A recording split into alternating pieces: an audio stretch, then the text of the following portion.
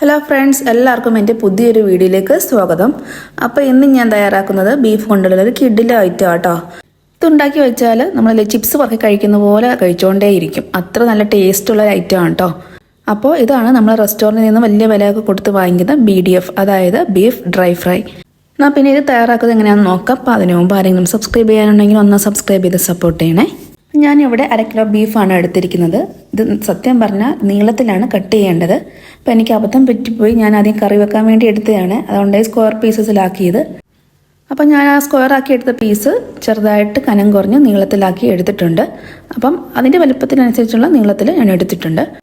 അപ്പോൾ ഏത് ഷേപ്പായാലും കുഴപ്പമില്ല, കനം കുറച്ച് അരിഞ്ഞെടുത്താൽ മതി. ഇനി ഇതിലേക്ക് ആവശ്യമായ മഞ്ഞൾപ്പൊടി ചേർത്ത് കൊടുക്കാം. ഞാനൊരു 3/4 ടീസ്പൂണ് ചേർത്ത് കൊടുക്കുന്നുണ്ട്. എന്നിട്ട് 1 ടീസ്പൂൺ ഗരം മസാലപ്പൊടി ചേർക്കുന്നുണ്ട്. അതും ചേർത്ത് കൊടുത്തതിന് ശേഷം ഇതിലേക്ക് ഞാൻ ചേർത്ത് കൊടുക്കുന്നത് മല്ലിപ്പൊടിയാണ്. അത് 1 ടേബിൾ സ്പൂണാണ് ചേർത്ത് കൊടുത്തേക്കുന്നത്. പിന്നെ ചേർത്ത് കൊടുക്കുന്നത് മുളക് പൊടിയാണ്. സാധാ കാശ്മീരി ചില്ലി പൗഡറാണ് ചേർത്ത് കൊടുക്കുന്നത്. ഒരു 2 ടേബിൾ സ്പൂൺ ചേർത്ത് കൊടുക്കുന്നുണ്ട്. പിന്നെ ചേർത്ത് കൊടുത്തേക്കുന്നത് പെരിഞ്ചീരപ്പൊടിയാണ്. അതൊരു 1/2 ടീസ്പൂണാണ് ചേർത്ത് കൊടുത്തേക്കുന്നത്. ഇനി ഇതിലേക്ക് ഒഴിവാക്കാൻ പറ്റാത്തൊരു സംഭവമാണ് നമുക്ക് ചതച്ച മുളക്. അത് 1 ടേബിൾ സ്പൂണാണ് ചേർത്ത് കൊടുത്തിരിക്കുന്നത്. ഇതിപ്പോൾ കൂടിയിരുന്നാലും കുഴപ്പമില്ല, ബീഫിന് നല്ല ടേസ്റ്റ് കിട്ടും കേട്ടോ. ഇനി ഇതിലേക്ക് ചേർക്കുന്നത് 1 ടീസ്പൂൺ ഇഞ്ചിയും വെളുത്തുള്ളിയും അതേപോലെ കുരുമുളകും കൂടെ ചതച്ചതാണ്. പിന്നെ ഒരു മുട്ടയും കൂടെ പൊട്ടിച്ച് ഒഴിക്കുന്നുണ്ട്. അപ്പോൾ ബീഫ് ഒന്നും മുരുമുരാന്നിരിക്കാൻ വേണ്ടി പിന്നെ ഇതിലേക്ക് ചേർക്കുന്നത് കോൺഫ്ലോർ ആണ്. അത് 2 ടേബിൾ സ്പൂൺ ചേർത്ത് കൊടുക്കുന്നുണ്ട്. അതിനുശേഷം ആവശ്യത്തിന് ഉപ്പും ചേർത്ത് ഇത് കൈ കൊണ്ട് നന്നായിട്ട് ഞെരടി പിടിപ്പിക്കണം. നന്നായിട്ട് ഞെരടി എല്ലാം പിടിപ്പിച്ചതിന് ശേഷം 1 മണിക്കൂറത്തേക്ക് നമുക്ക് ഫ്രിഡ്ജിൽ തന്നെ വെക്കണം. ഫ്രീസറിലല്ല, താഴെ ഫ്രിഡ്ജിൽ തന്നെ വെച്ചിരുന്നാൽ മതി. അപ്പോൾ 1 മണിക്കൂറെന്ന് ഞാൻ പറഞ്ഞത് മിനിമം സമയമാണ്. എത്ര നേരം വെക്കാൻ പറ്റുന്നോ അത്രയും നേരം വെച്ചാൽ ബീഫിന് നല്ല ടേസ്റ്റ് ആട്ടോ വറുത്ത് കിട്ടുമ്പോൾ. ഞാനാണെങ്കിൽ വൈകുന്നേരം ഒരു 4 മണിയൊക്കെ ആയപ്പോഴാണ് ഇത് പുരട്ടി വെച്ചിട്ട് എന്നിട്ട് വറുക്കാൻ എടുത്തത്. ഒരു 7 മണിയൊക്കെ 7:30 ആയപ്പോഴാണ് വറുക്കാൻ വേണ്ടി എടുത്തത്.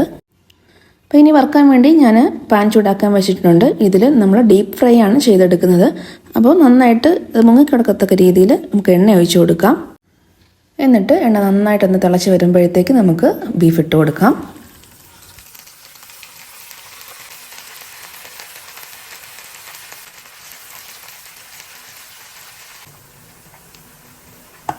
അപ്പം ഞാനൊരു 3 തവണയായിട്ടാണ് വറുത്തെടുക്കുന്നത്. കാരണം ഒത്തിരി തിക്കി ഇട്ടിട്ട് അത് ബീഫ് ശരിയായിട്ട് ഫ്രൈ ആയിട്ട് കിട്ടത്തില്ല. എന്നാൽ ഡീപ്പ് ഫ്രൈ അല്ല ചെയ്യേണ്ടത്, പച്ച ഇറച്ചിയല്ലയോ. അപ്പം പിന്നെ ഒന്ന് ഫ്രീ ആയിട്ട് ഓരോ കഷ്ണങ്ങളും കിടക്കത്തക്ക രീതിയിൽ ഇട്ട് വേണം വറുത്തെടുക്കാൻ വേണ്ടി. ഇപ്പം വലിയ പാനാണെങ്കിൽ അതിനനുസരിച്ച് ഇട്ട് കൊടുക്കാം. അപ്പം ഞാനിവിടെ ചെറിയ പാനായതുകൊണ്ട് 3 തവണയാണ് ഇട്ട് കൊടുത്തേക്കുന്നത്. അപ്പം നല്ല ക്രിസ്പി ആയിട്ടുള്ള രീതിയിൽ വേണം വറുത്തെടുക്കാൻ വേണ്ടി. നമ്മളൊക്കെ ഒരു പാത്രത്തിലിടുമ്പോൾ കിറുകിരാന്ന് സൗണ്ട് കേൾക്കണം.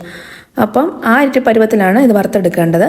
ഇപ്പോൾ ആ ഒരു പരുവത്തിലായിട്ടുണ്ട്. ഞാനിത് കോരി മാറ്റുകയാണ്. ഇതെല്ലാം കോരി മാറ്റിയതിന് ശേഷം അടുത്ത ട്രിപ്പ് ഇതേപോലെ വറുത്തെടുക്കാം.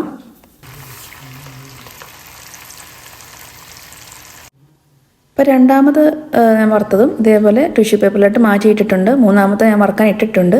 അപ്പോൾ ഇതേപോലെ നല്ല ക്രിസ്പി ആയിട്ട് വറുത്തെടുക്കാം.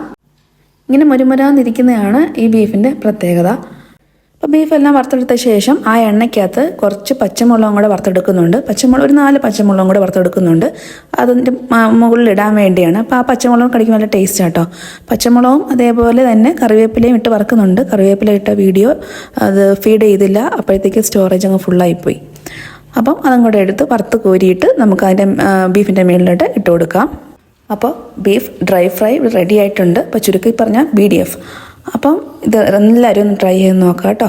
നല്ലൊരു ഐറ്റമാണ്. അപ്പോൾ വീഡിയോ ഇഷ്ടപ്പെട്ടാൽ എല്ലാവരും ഒരു ലൈക്കും ഷെയറും അതേപോലെ കമൻറ്റും സബ്സ്ക്രൈബും ചെയ്യാൻ മറന്നു പോകല്ലേ. സബ്സ്ക്രൈബ് ചെയ്യുമ്പോൾ ആ ബെല്ലൈക്കൺ ഒന്ന് പ്രസ് ചെയ്യാനും അതേപോലെ ഓൾ എന്ന ഓപ്ഷൻ എനേബിൾ ചെയ്യാനും മറന്നു പോകരുത് കേട്ടോ. അപ്പോൾ ഓക്കെ, താങ്ക് യു.